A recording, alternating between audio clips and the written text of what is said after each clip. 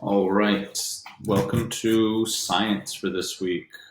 We are going to use an actual bucket, or you can use something that you can put water in. It doesn't matter, but you have to have at least, I would say, 3 inches of water so that you can see if something is going to sink or if it's going to float.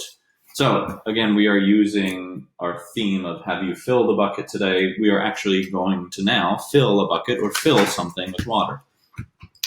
So you can pause right now. You can think about what you want. You don't have to do it if you want. You can start to think about what you might use to fill with water. You might have a big plastic bin. You might have an actual bucket, whatever you want. Same thing. You can show me on Flipgrid, whatever you're going to use. I will have to find, I actually have a bunch of buckets behind me, but I'm not sure if my painter people will let me use them. Maybe I'll ask this week, and if they let me, then I have a cool bucket that I can use. They have a lot of buckets around here. So our job is to find 5 things, and you can do more, but I gave you a sheet that has 5 different things on. And I want you to find 5 things around your house that you are not sure if they're going to sink or float. You're going to make a guess, a hypothesis is what it's called in scientific terms. You're going to make an educated guess about why you think that thing will sink or why you think it would float. So, and you don't have to use big science words. You can just say, I think it will. I could say, here's my phone. I think my phone will sink because it feels pretty heavy. Or I could say, I have a lot of things that I think would sink. I could say, here's the mask that I wear every day when I go down to Do-Si-Do and get my coffee. I think this will float because it seems pretty light and it's made out of fabric, and I don't think it will sink under the water. So you don't have to come up with big reasons like that. You can give little reasons and use whatever language you want to describe it. But what you're going to do is fill out this sheet. So on it, there are 5 different areas. There's object 1 here, 2, 3, 4, and 5. There's 5 spaces. I have some little pictures up here of things that might sink. This anchor would sink. I think this truck would sink, but the boats would float and the rubber duck would float. So you're going to write what your object is. So if I was doing my phone, I could write phone right there, object, phone. And I would say, I think it will, and I would circle sink.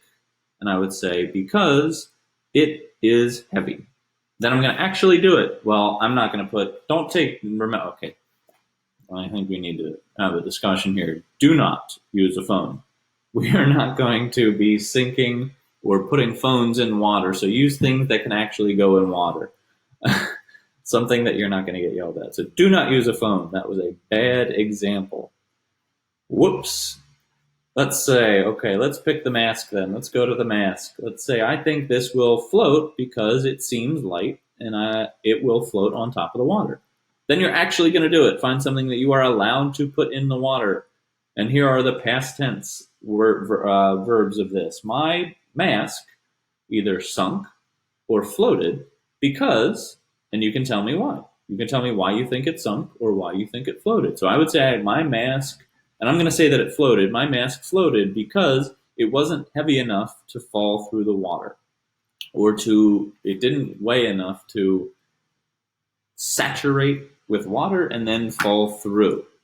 So there are a lot of different things you can pick in your house. I would love to see some of the things that you're doing, some of the ways that you are guessing and making a hypothesis of if something will sink or float.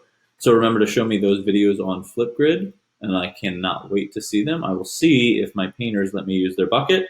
If they do, I will make my own video. I will not use my phone, because then I'm another phone. I don't think it floats. Maybe I have an old phone. No phones. All right. Have an awesome week. Have an awesome summer. We only have one more week after this, and you guys get a little bit of a break, and then I can't wait to see everybody in school. So that I am really looking forward to that. So have an awesome rest of your summer. Bye, guys.